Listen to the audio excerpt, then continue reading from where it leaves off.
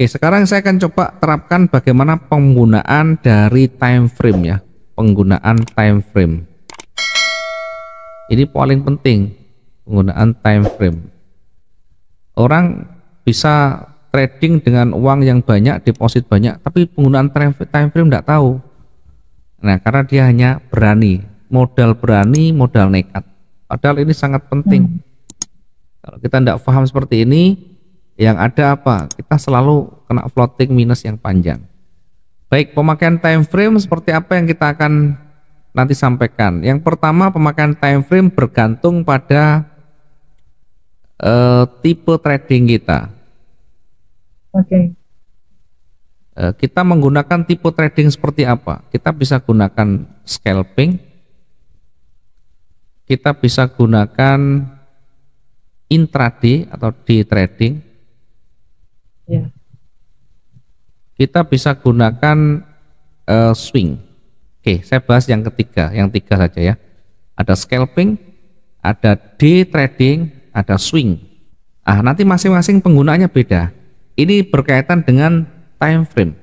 Sebelum nanti kita masuk di trading, pastikan kita ini mau ambil seperti apa, gaya saya ini seperti apa. Saya mau yang scalping atau day trading atau swing, ini pastikan dulu. Scalping itu seperti apa? Scalping itu manfaatkan koreksi-koreksi kecil ya. Misalkan 0,1 marketnya bergerak panjang ke atas, kita ambil posisi koreksi sell misalkan 0,1. Nanti dapat $10 kita close. Kemudian pasang lagi atau entry lagi buy. Nanti ada koreksi naik 0,1 untung $10 kita close. Jadi kecil-kecil kita ambil. Tapi sering kita entry banyak sekali. Sehingga satu hari itu kalau kita total entry kita bisa banyak sekali ya. Kelemahannya apa? Kelemahannya kalau kita tidak kuat, nanti kita bisa salah karena dari pagi sampai sore terkadang di depan layar ini. Karena hanya butuh koreksi naik turun begitu ya, kecil-kecil. Dapat copek, nanti belum apa-apa, satu kali salah selesai habis semuanya. Nah, ini nanti time frame-nya beda. Ini time frame yang digunakan rata-rata M1 sampai M5. Itu tidak bisa kita gunakan D1 untuk scalping, tidak bisa. Nah, tadi targetnya juga kecil. Target itu kecil sekali. 10 sampai 20 pip. Kemudian day trading ya. Sekarang day trading atau trading harian. Trading harian ini hitungannya jam sampai 1 hari. Ini day trading. Sehingga misalkan begini, saya mau trading saya 1 hari selesai, ya sudah, berarti kita menggunakan day trading. Nanti kaitannya dengan time frame. Time frame yang digunakan ini bisa M15, M30, bahkan H1. Ini yang di day trading rata-rata di sini. Ya, bisa mungkin ditambahkan H4 ya. Rata-rata saya mengambil H1 sebagai time frame yang standar untuk day tradingnya. Targetnya juga beda.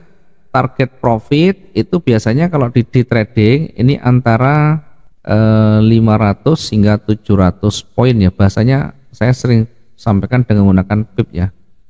Tapi ini yang dimaksud mungkin poin ya. Ya 500 poin. Jadi 500 poin atau 50 pip ya misalkan. Yang penting tahu aja ya. Saya sampaikan yang penting paham. Ini ada yang menyebut soal poin. Boleh saja kalau dasarnya kita menggunakan 4 digit, maka kita kembali ke 500 hingga 700 poin. Ini 1 hari. Jadi 1 hari itu kalau misalnya saya entry lot 0,1, kemudian saya sudah sehari dapat 600 poin tadi, 600. Artinya dapat $60. Ini berarti sudah tercapai target hariannya. Belajar kita nanti disiplin dengan target itu ya. Kalau kita terlalu tinggi target hariannya, misalkan 1.200, 1.300, nanti tidak kecapai. Terlalu panjang, terlalu tinggi, dan kita cenderung nanti akan meleset yang kita lakukan.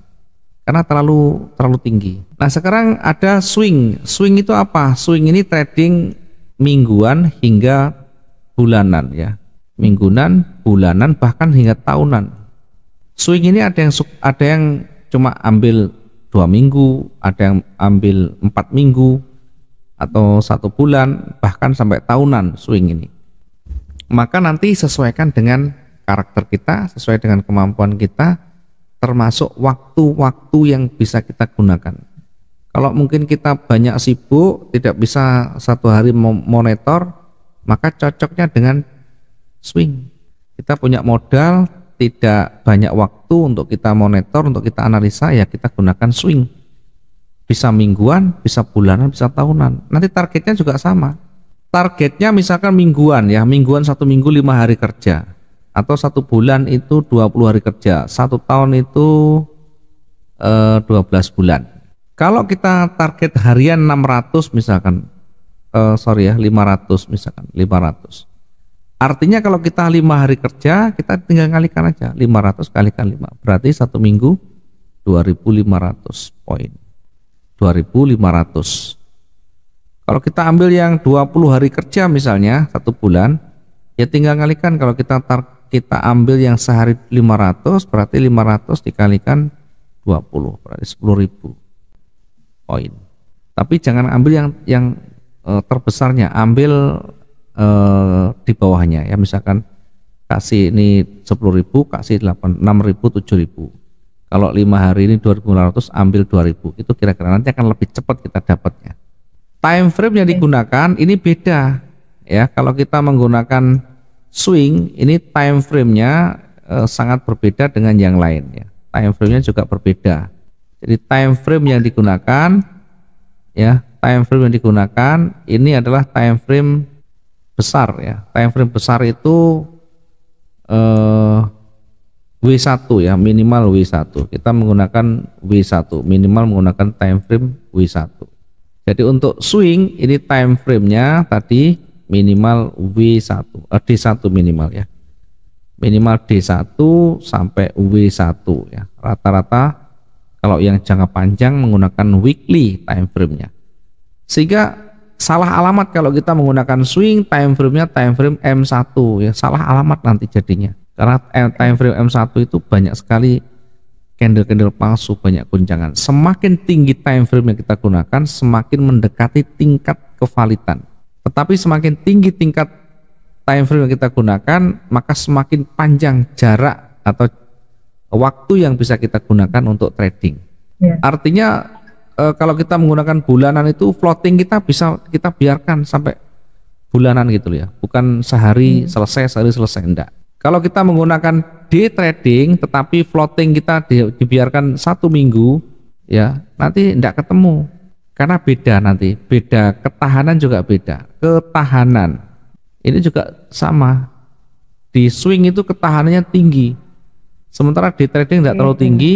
Kita biarkan floating misalkan, kan biasa begitu. Kita gaya kita di trading, tapi floatingnya kita biarkan hingga berhari-hari, kan tidak cocok. Artinya tidak memahami diri sendirinya. Dia tuh mau trading yang bagaimana, dia mau trading seperti apa. Ini harus betul-betul diawali dengan memahami diri kita sendiri. Kita mau trading ini yang seperti apa ya. Kita bukan hanya tebak-menebak, bukan hanya kita buy dan sell, tapi nanti ada implikasinya, time frame yang digunakan, kemudian targetnya beda-beda.